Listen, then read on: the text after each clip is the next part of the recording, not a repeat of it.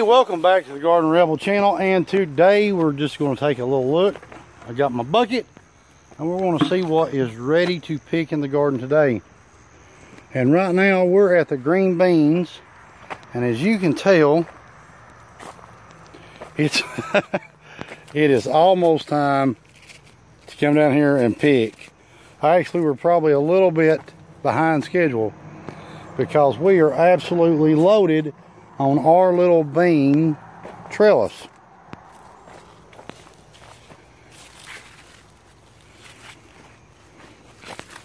We have got a good little amount of green beans right here.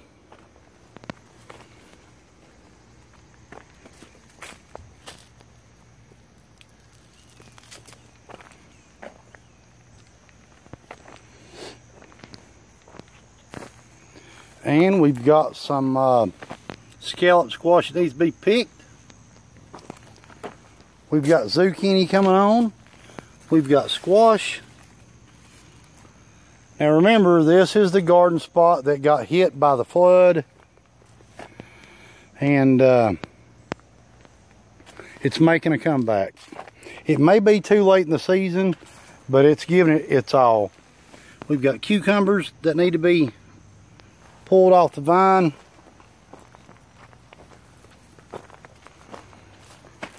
And we've got some of our little pear small tomatoes coming in, and we've actually got some tomatoes that are ripened. So we've even got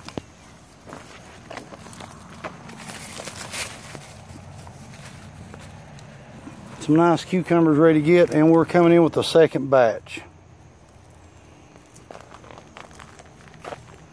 However,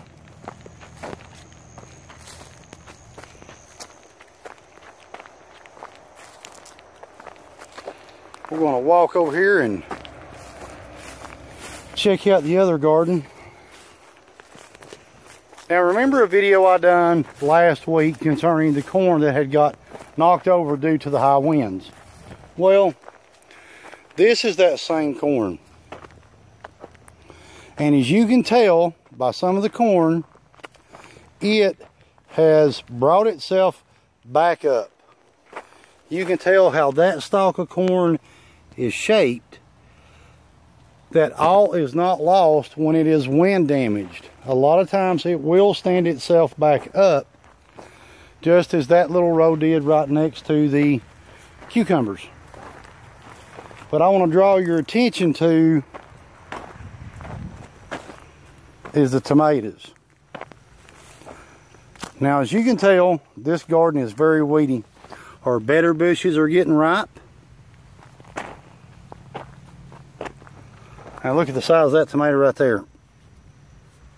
That's almost a 2-pound tomato. And that's not the only one on the vine. I mean, I've got some very good tomatoes this year.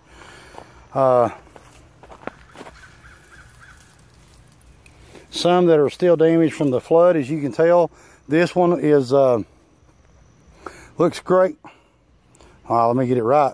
This one looks great the way it is, but this was a small tomato whenever we had the flood, and it's got a lot of water damage. It's not root, or it's not a blossom rot. It's just water damage from where it sat in the water for so long.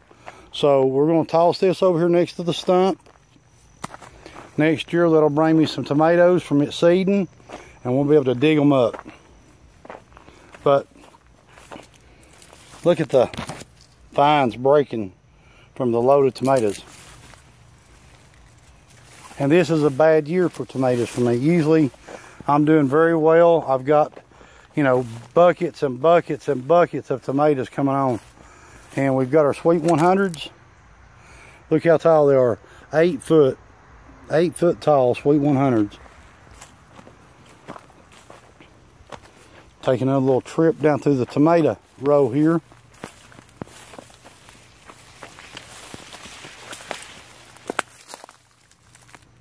There you go. Now remember, when I put my tomatoes out, I don't prune. I don't do anything. And look at the stalks. I've got them woven through the trellis and they're still over my head. Very good tomato crop. I'm really pleased with it. Just imagine what it would have done if it hadn't been hit by a storm. We would have been really blessed with tomatoes, which we are now. I'm very happy with it. But I would just like to show people what I could do under good conditions. And these are not good conditions by no means, so please don't judge my gardening capabilities just yet. We've still got hopefully a few more years that I can prove that. Now, right here I've started a second growing of squash and zucchini. Those plants are about 2 weeks old from the date I planted them. They're looking good. I don't know if we're going to have enough time for them to mature, to produce, but I put out 3 hills. And I'm just trying to move them around a little bit to test the dirt. There's some more. We got some insect damage on top of them. We'll take care of that later. There's some volunteer cucumbers that's come up from somewhere.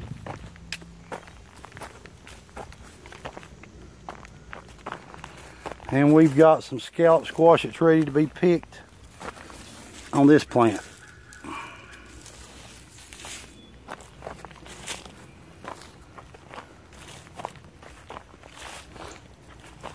The zucchini plant is coming back really well. And we're starting to get some blooms on it again. So hopefully it'll produce a little bit more before it dies out. I don't see any sign of squash bugs or anything of that nature on it, so we're doing pretty good right now. And the cucumbers are full. We're about cucumbered out, to be honest with you.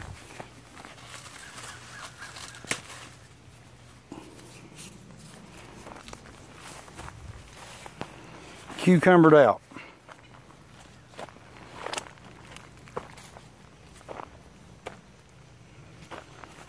But that is what we've got right now. We've got corn coming on pretty good. Silk's pretty on it. I always thought corn silk was the prettiest thing in the world.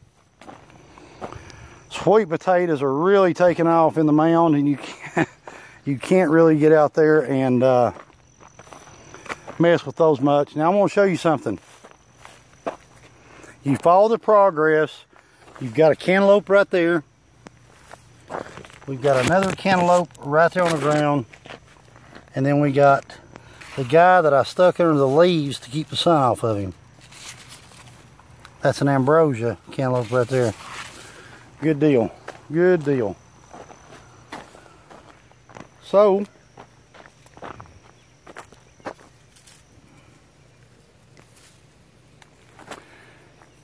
for the Gardening Rebel, I'm about done. And you can grow your tomatoes however you want, but you know, I just like the way I do it. It's easy, it's simple, it produces a good amount of tomatoes. I can't complain. We just had some bad luck this year on that spot. We had some really bad luck over here in this garden, but I've got enough to say it was well worth, you know, $60, $70, whatever I've got in it.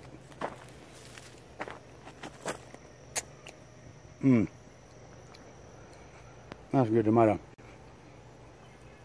Well,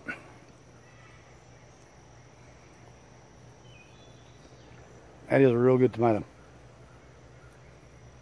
Juicy. So, if you're not a subscriber, please do so. Leave us a comment below. Shoot us some input. Ask us a question. We'll get back in touch with you as soon as we possibly can. But you can slap a tater on that now. I'm done. So hopefully I'll see you next time back down at the garden spot. Y'all have a great weekend.